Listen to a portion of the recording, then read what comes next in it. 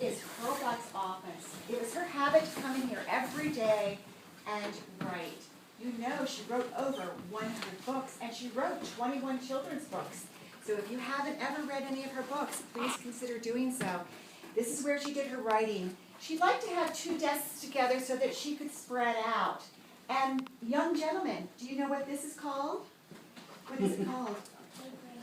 Oh, I'm so glad that children still know what typewriters are. Sometimes Miss Buck would have a second typewriter in this desk, and she would actually move back and forth, typing one story after another.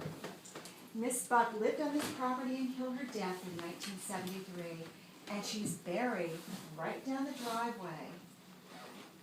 Perhaps you saw her grave as you came Hello, by. everyone. Oh, Miss Buck, my dear friend. Mrs. Forrest, how many wonderful memories we've had over the yes. years. I hope you don't mind. I'm taking a group of friends to I'm your so home. thrilled to see all of you. Thank you for coming here to visit me in my office.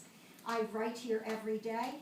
I write stories every day, and I wondered, have any of you read any of my stories? Yeah, I have. Tell me what you read. Oh, my goodness. I've read lots of things. Well, that thrills me. Lots of things. I didn't know I wrote one named Lots of Things. That's a wonderful Miss Buck still has your sense of humor, Thank don't you. It's a little bit difficult after all these years. Well, it's always difficult when we come back from the grave. It is. 1973 To catch was up. quite a long time ago now. It really was. Well, friends, I'd like to tell you about my childhood and the way I celebrated Halloween. I didn't celebrate Halloween. My Chinese friends never heard of Halloween. There were no costumes. There was no trick-or-treating. And sadly, no candy. I never celebrated Halloween until I moved back here to the United States and celebrated with my family. And today I decided to wear a costume to please my children. I hope they enjoy it. You look beautiful, Mother. I'm glad you're enjoying it. I'm so pleased to hear that. Oh my goodness, I forgot to pick up these papers. Please, I beg your apology. Now remember, I do write every day. And I just took a little time off because I'd like to enjoy the Halloween excitement with my children.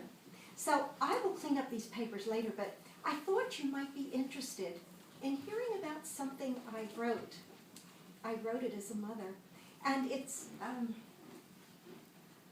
oh dear, dear, dear. Oh, here it is over here. Here it is over here. I wrote it for a magazine called Women's Day. Has anyone ever heard of Women's Day? You have, you have. Well, perhaps you read my story.